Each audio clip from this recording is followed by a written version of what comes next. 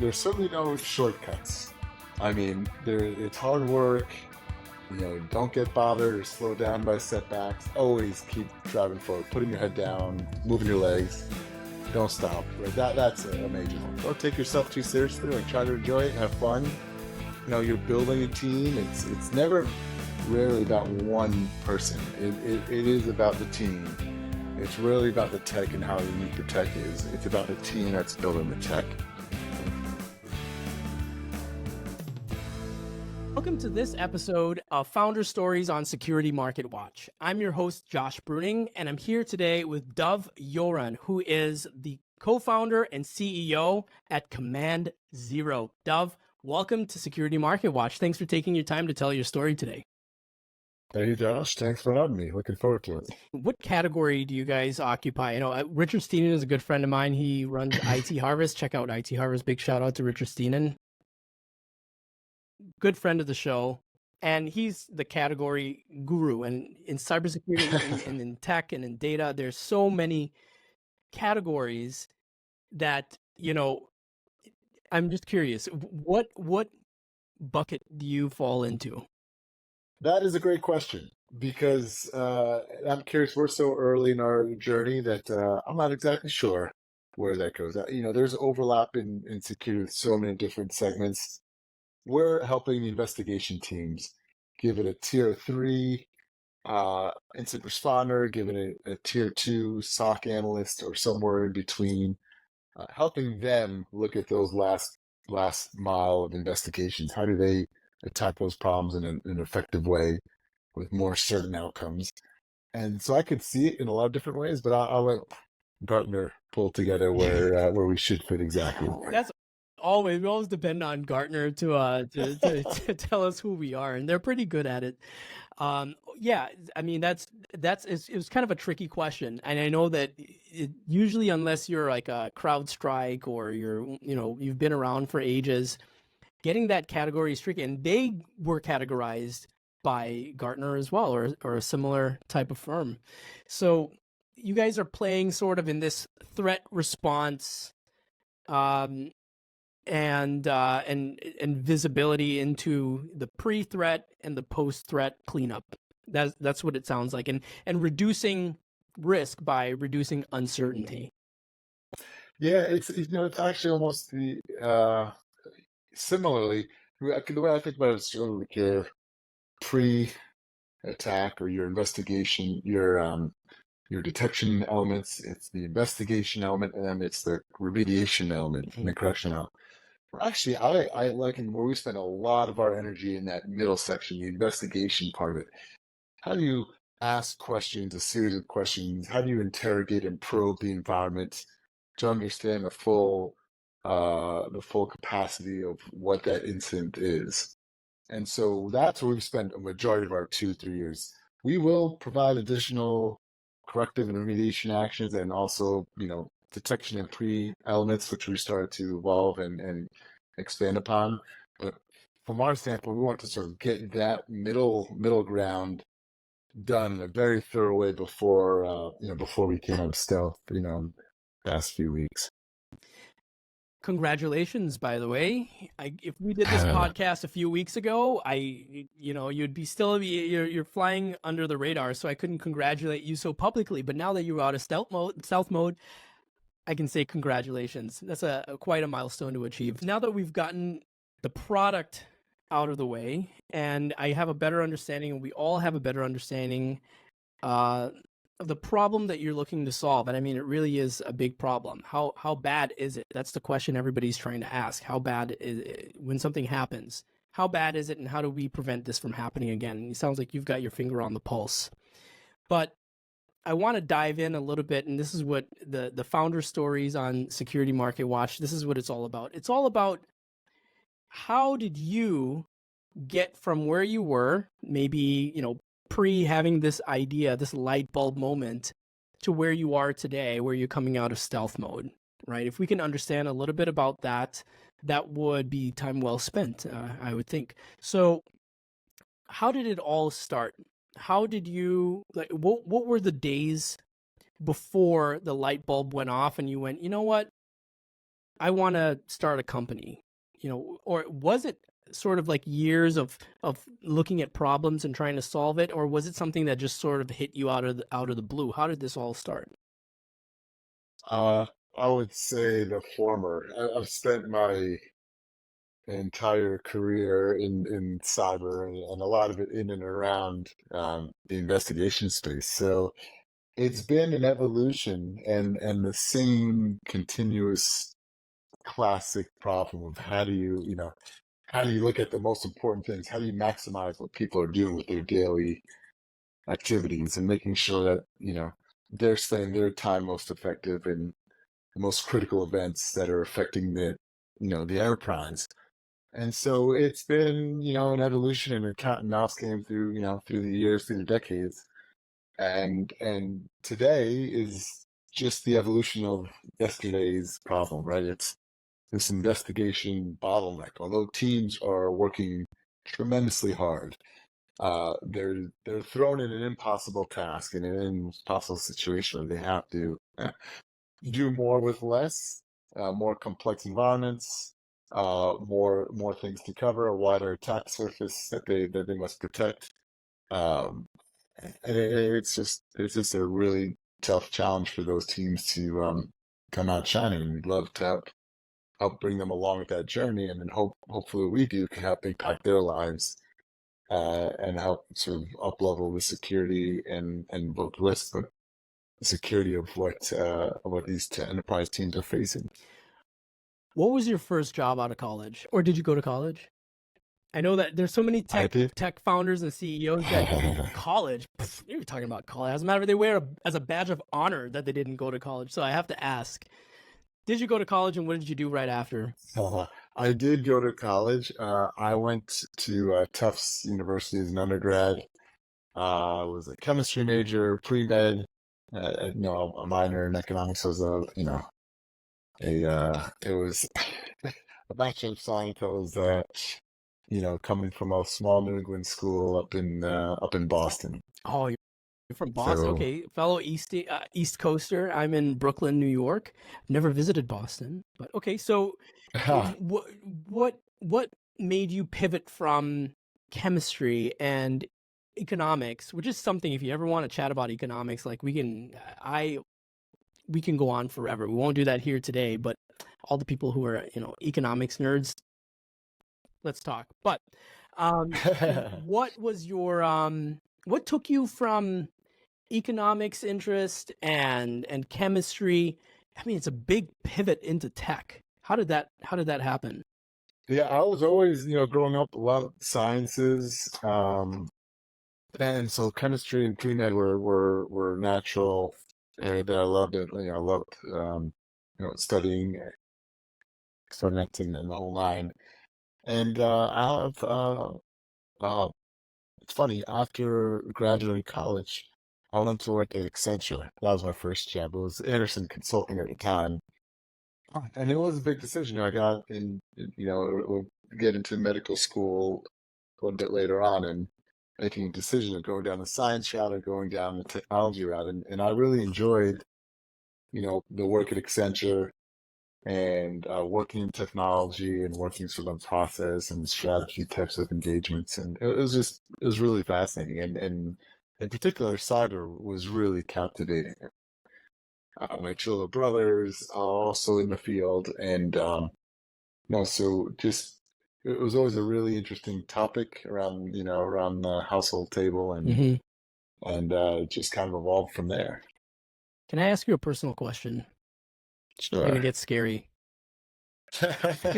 Maybe. Yeah, You can ask. yeah, I don't know if I can answer. exactly. You may not. You have the full right not to answer. But I'm noticing, Dov Yoran, what is your ethnic background? Yeah, my parents, both my father and mother were born and raised in Israel. And then they moved to the US the 60s. And so my brothers and I were all born and born in the US, grew up and lived our entire lives here, but given very Israeli names. I think the intent was they were going to move back someday, and It never happened. that never materialized. No, and funny enough, my two older brothers served in the U.S. Army and U.S. Air Force, so they went to school here and continued the journey of making sure we're here for the long haul. Well, that's what I assumed. I didn't want to make an assumption. You know what they say about assume? You know, it makes an ass out of Yeah. you and me if you spell it out. Assume. So I try not to assume. And did that have any, being Israeli or from an Israeli family, was there any pressure to go into cybersecurity? This predates a lot of that, and I would say there's a couple of things. I would say probably more so the immigrants part and I guess the Jewish part. And the immigrant, they both kind of morph together, working hard, and the Jewish part like studying hard. So those were two things that were always ingrained in us from a very young age. So always, always working around the house, always, the importance and the emphasis on education and continuously improving. And those things have been embedded. I think that's more of the immigrant story than, something specific to the Middle East or to Israel.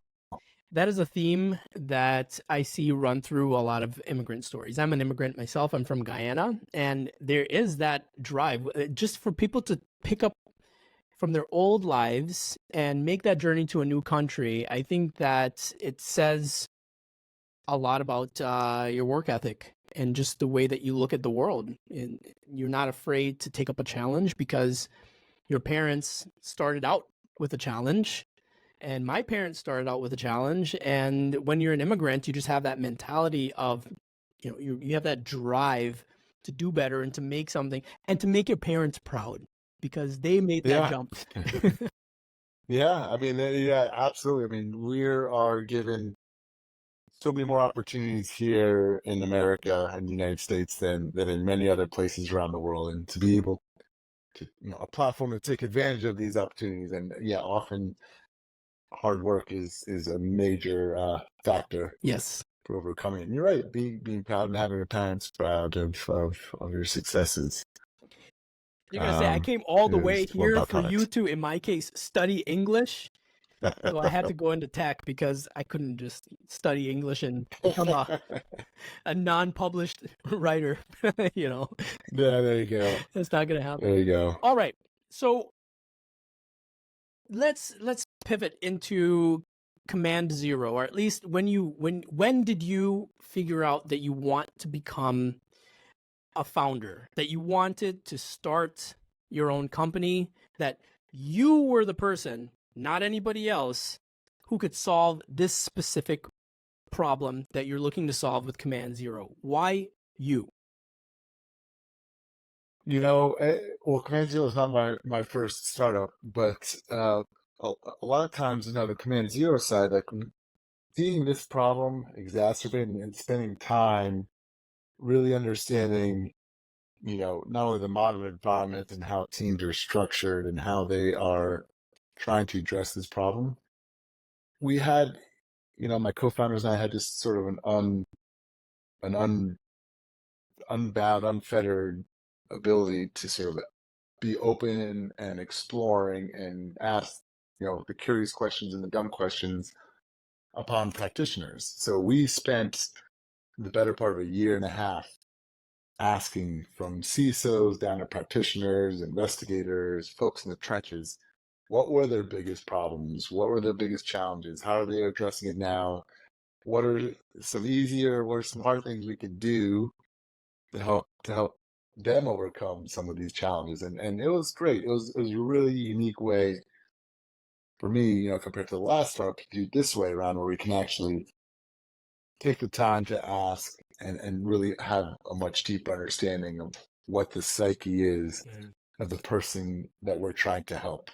And I think that's been a tremendous benefit. So would you say it is it a fair characterization to say that your curiosity, along with this corporate desire with a few of the people that you work with and that that curiosity matched with just seeing that there is a problem to be solved and knowing that you're in the correct position to do it, is that a fair characterization of what spurred you to become an entrepreneur?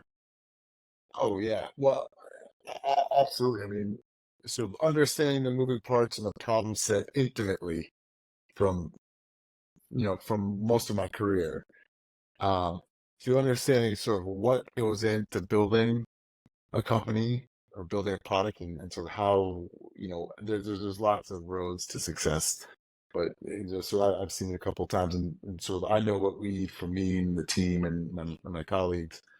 Um, those kinds of things, like understanding the problem set, how to get there, how to solve it. They all kind of come together where it says, yeah, this is the right time, and this makes a lot of sense. We can really have an outsized impact on the community, on users, on the industry as a whole. And so that's what really kind of makes sense to, yeah, this is something you should be doing. You, you know, throw caution to the wind, and you jump in with both feet, and you go running hard after it. Was there ever a moment when you thought, I'm in over my head. I shouldn't have done this. There's no time to. I can't back out, and I really don't want to do this. Yeah, all the time. I mean, in all honesty, listen, everybody's working hard, right? No one, well, whatever, I'm always going to work hard. So whether I'm doing it, on my own role, or doing it, as part of an aquatic company, or as part of an organization or a community effort, it's just in my DNA. Um, but that always creeps up. That's life. I mean, I've got, young kids, married, and there's always challenges on the time. And boy, that, you always have to kind of keep your head down and driving forward, Mm-hmm. and making sure, and you're making sure you're taking the right steps forward, or it can be discouraging. There's always a lot of insurmountable objections ahead that seem daunting, but one step at a time, and you can get through them if you're you have the fortitude to keep driving. When you're young and there's more uncertainty, it's harder to take that step, obviously, because you really don't know what the future is like. So when you Yeah. first when you first took that step into the entrepreneurial world, where I don't know if you were married at the time, but oftentimes you have to explain to your wife, hey honey, there isn't going to be a steady paycheck for a while. So but I think that this thing is going to work, and if you've got a supportive spouse, which it sounds like you do have, and a lot of us do, Hmm. then it makes the work a lot better, and a lot more worth it, so she can be the wind in your sails, and it sounds like she has been. But you still have some doubt because of the uncertainty of the future. And when that doubt first started creeping up, at that moment when you're young and you're trying to do something, what kept you going in those early days? What was it that you told yourself to say, look, um the future's uncertain, there isn't a steady paycheck, but I think this is worth doing. How did you deal with that?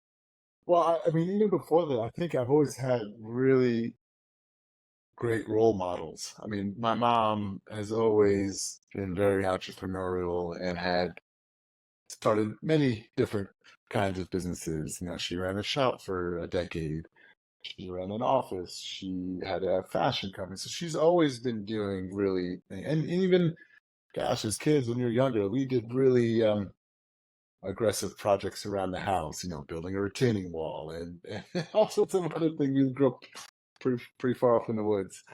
Um, So, and to my brothers, to my two older brothers who had a number of startups, so seeing them as role models firsthand, I mean, and a lot of friends in and around the industry, that it is helpful to know that you're not in it alone, to see others, facing that challenge and pushing it forward. That, to me, I have two co-founders. I'm lucky enough they're both, we spend lots of time together, but sharing the burden, and working with them hand in hand, and they both have similar experiences of throwing caution to the wind and jumping in as startups, right? So that's something that I think has been very helpful in sort of just foundational, like knowing there's always something. And then, honestly, a lot of it's also my personality, just grinding it out, going after it, knowing what not always knowing what to do, having a pretty good sense of what needs to be done, but it is, like you said earlier, it is crazy hours. When my first startup, I was single, and that was even crazier hours. But you could just live, eat, breathe, and it just becomes so all consuming. And so I do have to learn now to, hey, let me take a break, have kid time, and you unplug for those 3, 4 hours, and when they get home until they go to bed, and then you're back on until midnight or 1 in the morning. So, it's just reshifting, but it is, it does become all consuming, and it is irrational. It becomes addicting, and it's something that, it's just always been something that's been a driver for me, to help teams, help companies, help us drive forward. What, to your recollection, I mean, there's so many successes that you can probably choose from, but maybe is there a notable thing where you went, this thing worked? Like, we made it. We did what we set out to do. Do you remember a time like that where there was a moment where you thought, success, eureka, we struck gold? Not in a monetary Yeah, way, but in a yeah. way that we solved the problem. We pulled this off. No, and I'm glad you said not a monetary, because it rarely is a monetary driver. Yes, okay, at the end of the day, there's a liquidity event or an exit, and that's awesome. But that's something that's, fleeting to some extent. It is the drivers have never been, truly monetary. I mean, even in the last startup and my co-founder, we'd always talk about, hey, we want to build something cool. We want to have a great culture. We want to have a great team. We want to build something that's going to be impactful and helpful. It doesn't matter what the outcome is. Not like totally doesn't matter, but we're not looking at it has to be X, Y, Z, and or it's not a success for us. It's a success if we can bring power and bring life and make someone's life easier and help those teams succeed. To me, the first few times when a customer, you're on a customer call and they talk about the product that they're using and now to help their day. And that's an awesome feeling. And then you're like, wow, that's so cool. And you can't wait to share it back with the engineering team. Like, here's this widget that we worked on, or this feature that we talked about, and it worked. And here's how we used it, and how it thanked, and it saved their can, and it saved them hours of whatever it was they were doing. That to me is always the coolest part of what we're doing. Like, you actually see the impact of that, and that never gets old. So, from small to big companies, that's really really special moment when those things happen. That is amazing. I love it. I love it. I love those stories. That's what gets me out of bed. I love to hear those stories, and I love to create those stories if I can, which is, for me, it's, can I give people the information that they need, and have they used that piece of information to make their lives easier, right? That's really what we're about here. So great. All right. So now that you're out of stealth mode, right? There's a lot of work that goes into that. I don't think people understand the amount of work that goes. And famously, I think it was it Salesforce, I believe, that they had a pretty long time when they were in stealth mode, or at least they weren't doing a whole lot publicly. And then when they came out of the gate, they thought they were an overnight success. But no, there's a lot of work that went into Salesforce before they became Salesforce, and as they're known today. So now that you're out of stealth mode, what's next for Command Zero? And are you looking to start another venture, or are you trying to go somewhere else in life? Travel the world, spend time with your friends. No. No, no, no, no, no. It is complete focus. It's complete focus. Yes, we're out of stealth, but in all honesty, it doesn't change much of anything. I mean, a day or two before stealth and a day or two after stealth, it's the same mission. Carrying forward, Charlie, Mike, continuing that mission. Let's go. It is just having a little bit more of a public persona, so you can just talk about it a little bit more openly with clients and prospects and partners. But no, we have a long road ahead of us.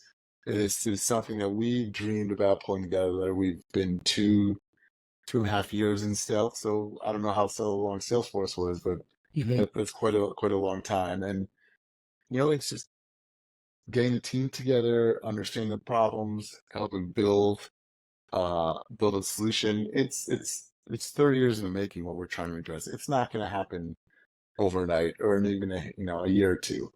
So this is very much a long-term venture where we're partnering with our clients and our customers. We're helping them through. We're understanding their problem set. We're helping them engineer out of it, and help address. So that is something. No, there's no travels around the world anytime soon for me. This is married married to this problem and this venture for sure. It's work. It's like when you've been living with your boyfriend or your girlfriend, and then you get married. It's like the next. Okay, we were living together before we married. We lived together after we married. Nothing's changed. Yeah. The same problems carry over, and the same successes carry over. So that's what it sounds. It becomes even more. I don't know if addicting is the right word, but it just becomes more of a focal point. Like as you spend more time and more energy, and you see more successes and more challenges, and bringing more people into the team, and so again addressing new challenges as part of that. It all sort of like a self-fulfilling, I don't say prophecy, but a self-fulfilling um, level of effort that kind of keeps on building on itself, like the momentum wheel. The virtuous wheel is what I was thinking. That kind of spins faster the more you spin it, and kind of picking up at some momentum. But that absolutely is startup life. The virtuous wheel. I love it. Very deep. There's always something philosophical that comes out of these talks, and maybe for today, that's what your meditation for today, folks. Focus on the virtuous wheel that keeps on spinning. All right. So, Yoran, sorry, Dov, it looks like we're coming up on time here. Is there anything that you've learned over the years that you can distill into a couple sentences that would help others that are on the journey? Either they're in the middle of it, maybe they are where you are, maybe they're at the beginning of it. Any words of advice that you can give to others who are in a similar position that you've been in and that you're in right now? There's certainly no shortcuts. I mean, it's hard work. Don't get bothered or slowed down by setbacks. Understand them, making sure that you fully internalize them and adjust course as needed. But that is, absolutely something that have to always keep driving forward, putting your head down, moving your legs. Don't stop. Right. That's a major thing. Thing, I don't know. Don't take yourself too seriously. Like try to enjoy it, have fun. You're building a team. It's never rarely about one person. It is about the team. It's really about the tech and how unique the tech is. It's about the team that's building the tech and the team that's servicing and coming around it. So I'm always amazed by, the talent that we have on the team and the creative things that we do to address customer issues and problems that we're attacking. And so, leveraging your team, leveraging your teammates, it's not only you're all in this together. And I think a lot of people sometimes don't really, see that one through. And sort of enabling and working with the team to help drive the company forward. And that's very much a part of sort of our ethos here at Command Zero. Spoken like a true leader. Dov Yoran, thank you so much for taking your time today to spend with us. And where can people find you? Are you going to be at any conferences? Are you doing any talks? Would you prefer to connect with people online? How do you want people to contact you? We do, our say Black Hat and the big conferences. We're online, command0.io. We are on LinkedIn, sort of the usual places, but we're always open to meeting folks and networking, and just drop them a note at info at Command Zero, or shoot me a note. We'd love if there's anything we can do to help make your life easier. We'd love to have the conversation. And you guys don't know this, but Dov gave me his phone number before we started the show. It's 555-555-5555, and he loves calls at 4 a.m. So show him some love. Dov, all right. I do turn off my phones at nights. So especially now you said travel and more global roles, because you never know. You don't want to make it awkward on the person calling you, or make it awkward on you answering the phone half awake. So I actually always turn my phone off when I go to sleep. So no one ever has to worry about waking me up on a message or a prank call or a ring or anything of the sort. Call anytime. It's a black hole. You'll just go in and you're sleeping soundly at night. All right, Dov. Well, absolute pleasure talking to you. And anybody who wants to get a hold of me, you can reach me on LinkedIn. It's linkedin.com/Josh Bruning.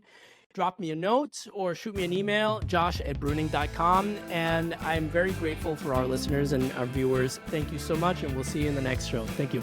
Bye. Thank you. Catch you.